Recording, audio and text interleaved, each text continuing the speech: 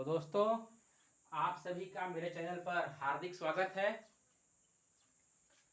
तो इससे पहले हम लोगों ने प्रतिशत से संबंधित प्रश्नों को, उसके सारे प्रकारों को पढ़ा। ठीक है, आज हम लोग प्रतिशत से ही संबंधित एक नया टॉपिक ले रहे हैं। वो है हमारा लाभ और हानि, है ना। लाभ और हानि को हम लोग क्या करते हैं, प्रतिशत से बिल्कुल हट करके समझते हैं, है ना। पढ़ाया जब जाता है, लेकिन यहाँ पर बिल्कुल ऐसा नहीं है। यहाँ पर देखिए क्या है, प्रतिशत के बाद लाभ और हानि लेने का मकसद यही है कि प्रतिशत का ही उपयोग लाभ और हानि में भी होता है। ठीक है ना। ठीक है, प्रतिशत से ही संबंधित ये टॉपिक है, तो हम लोग इसीलिए लाभ और हानि को ले रहे हैं। ठीक है ना, उससे हटकर नहीं है, ये बिल्कुल उसी से संबंधित है, घबराना नहीं है। तो जो आधार हम लोगों ने, जो बेसिक्स हम लोगों ने सीखे थे प्रतिशत में, उन्हीं का उपयोग होगा यहाँ पर लाभ और हानि में। ठीक है, लेकिन उससे पहले लाभ और हानि के कुछ बेसिक कॉन्सेप्ट्स मैं आप लोग को बता देता हूँ। ठीक है, चलिए। आप लोगों ने सबसे पहले तो कहीं ना कहीं खरीदारी अवश्य किया होगा, या अगर किसी का दुकान है तो वो बिल्कुल बहुत अच्छे से समझेगा उस चीज को, लाभ और हानि को बहुत अच्छे से समझेगा। जो व्यक्ति जिसके यहाँ दुकान है, जो किराने का किसी का भी प्रकार का दुकान अगर है, तो वो लाभ और हानि को बहुत अच्छे से समझेगा। उसको कोई समस्या नहीं होगा, बहुत आसानी से उसको समझ लेगा, है ना। तो यहाँ पर अगर हम देखें लाभ क्या होता है, तो देखिए लाभ क्या होता है। लाभ को समझने के लिए आपको ये समझना है कि जैसे हम कोई वस्तु खरीदे, ठीक है, दुकान है तो उसको हम बेचेंगे। अगर हम 100 रुपए में खरीदे हैं और उसको अधिक मूल्य में बेचते हैं, मान लीजिए 120 में हम बेच देते हैं, ठीक है, तो यहाँ पर 20 रुपए क्या हो गया, आपका फायदा हो गया, है ना। दूसरा कंडीशन, अगर हमने कोई वस्तु खरीदा है ना, फल का ही दुकान है, मान लीजिए फल खराब हो गए, फल क्या हो गए, खराब हो गए, तो उस परिस्थिति में क्या होगा कि जो जिस रेट में आप बेच रहे थे, विक्रय मूल्य, वो क्या होगा, उस दर पे खराब वस्तु कोई नहीं लेगा, है ना। तो वहां पर क्या होगा, मान लीजिए 100 रुपए में आपने वस्तु खरीदा था, तो हो सकता है आपको 100 से कम 90 में बेचना पड़ जाए, 80 में बेचना पड़ जाए, है ना। तो उस परिस्थिति में क्या हो जाएगा, वहां पर आपका धन, मूलधन जो पैसा था, जो आपने इन्वेस्ट किया था, वो पैसा क्या हो गया, आपका नुकसान हो गया, आपके घर का पैसा चला गया, है ना। तो इस परिस्थिति में क्या हो जाएगा, वो हानि हो जाएगा। ठीक है, लाभ को हम लोग प्रॉफिट लिखते हैं, ठीक है, और हानि को क्या लिखते हैं, लॉस। ये समझ में आ गया। तो दो चीजें, कॉन्सेप्ट हमने समझ लिया। सबसे पहला कॉन्सेप्ट हमने क्या देखा है कि जो वस्तु हमने खरीदा, क्या किया, जब हम किसी फायदा लेना है, चाहे लाभ हो या हानि हो, वो भविष्य की बात है। जब आप किसी वस्तु को खरीदते हैं, है ना, तो यही क्या होता है, क्रय मूल्य। इस जो जिस रेट पे हम किसी वस्तु को खरीदते हैं, उस वस्तु को, उस मूल्य को हम क्या कहते हैं, क्रय मूल्य। ठीक है, और जिस रेट पर हम उस वस्तु को बेचते हैं, उसको क्या बोलते हैं, विक्रय मूल्य। ठीक है, यहां मैं आप लोगों को कोई फार्मूला बताने वाला नहीं हूं, बहुत सिंपल है। ठीक है, आपको बस इतना ही समझना है कि वस्तु अगर आप खरीदे हैं, अगर कम रेट पर बेचेंगे तो हानि होगा, ज्यादा रेट पर बेचेंगे तो फायदा होगा। ठीक है, तो चलिए शुरू करते हैं बनाना।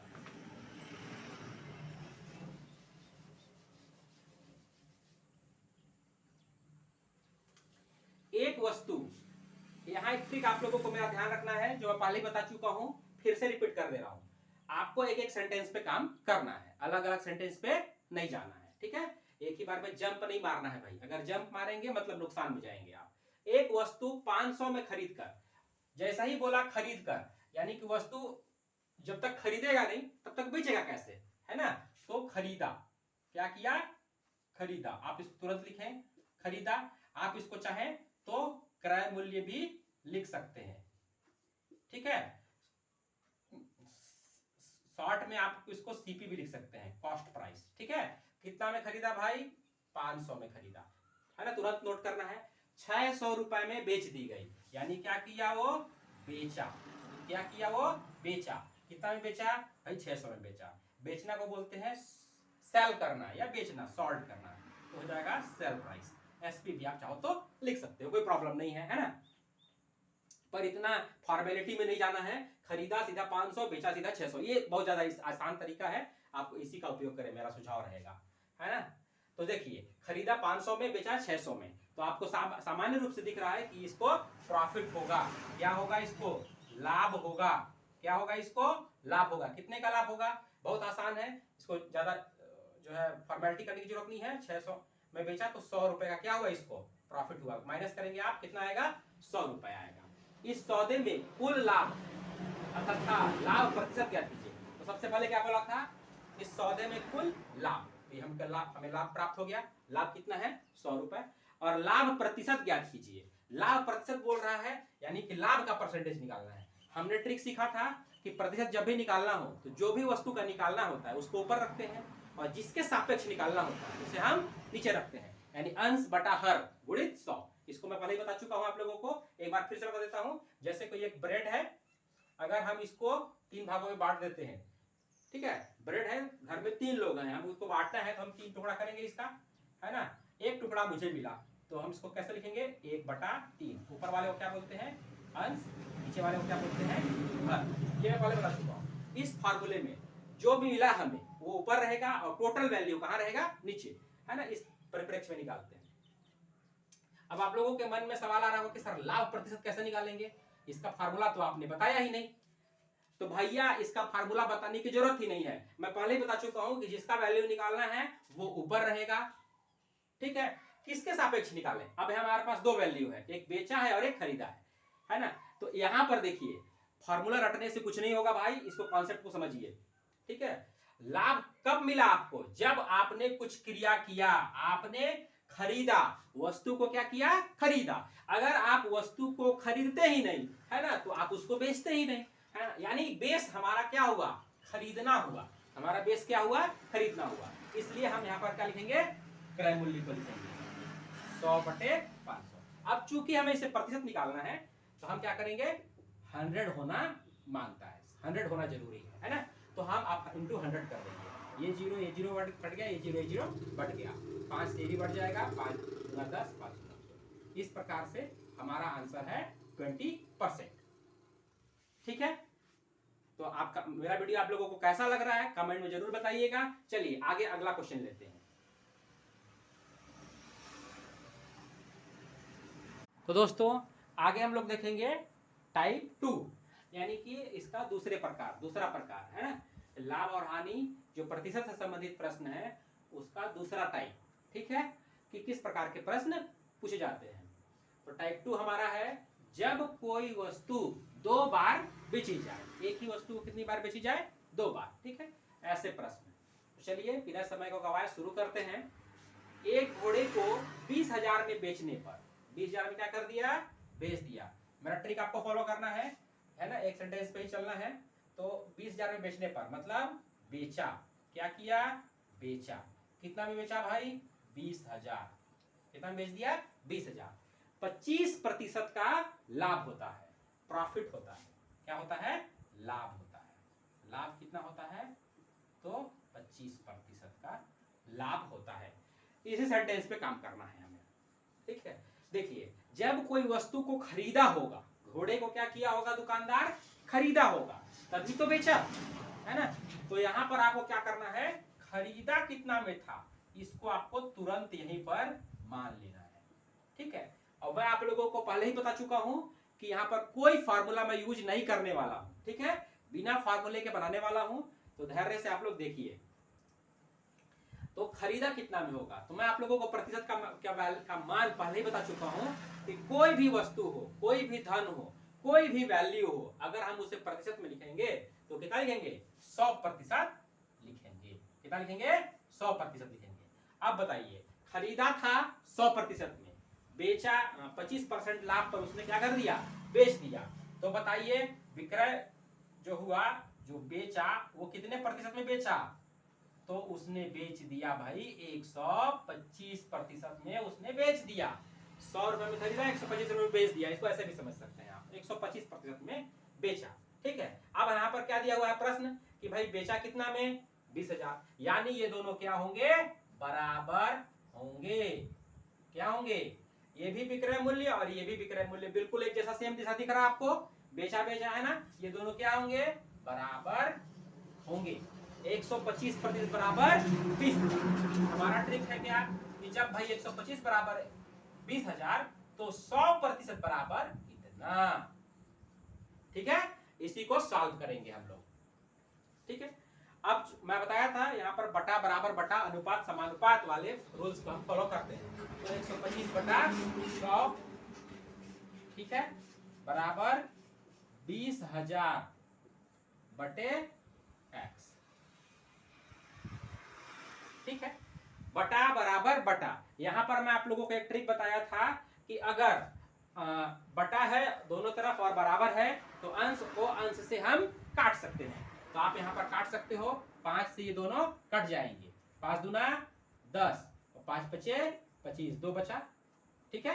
यहाँ हो जाएगा 5 चौका 20 और ये 3 जीरो बचा, ठीक है। फिर 5 से कट जाएगा, 5 पचे 25, 5 अठे 40 और ये 0, ठीक है। फिर 5 से कट जाएगा, 5 एकम और फिर ये 5 से कट जाएगा, 5 एकम 5 और 3 बचा, 5 छक्का 30 और ये 0, ठीक है।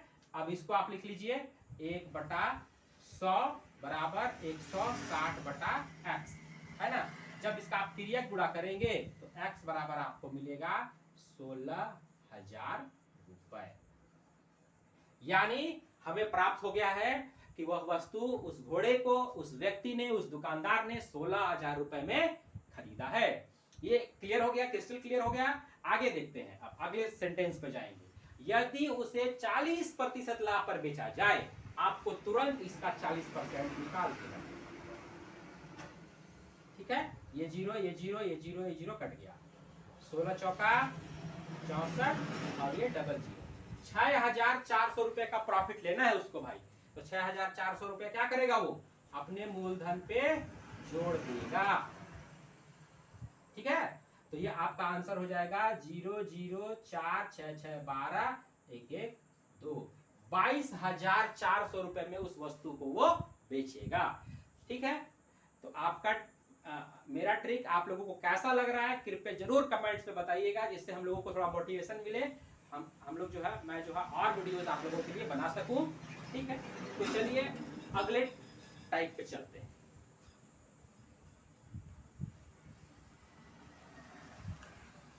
तो दोस्तों टाइप 2 को और क्लियर करने के लिए मैं एक और प्रश्न लेकर आया हूं, ठीक है। चलिए इसको बनाते हैं। मोहन ने एक प्लॉट 2 लाख रुपए में 20% घाटे पर बेचा, ठीक है। तो इसी सेंटेंस पे काम करना है हमें। बेचा, क्या किया, बेचा, कितना में बेचा भाई, तो 2 लाख रुपए में, 2 लाख रुपए में, ठीक है। 20% घाटे पर, घाटा हुआ है उसको, जो चीज लिखे ना वैसे चीज आप लिखिए, 20% का घाटा, 20% का क्या हुआ है, घाटा।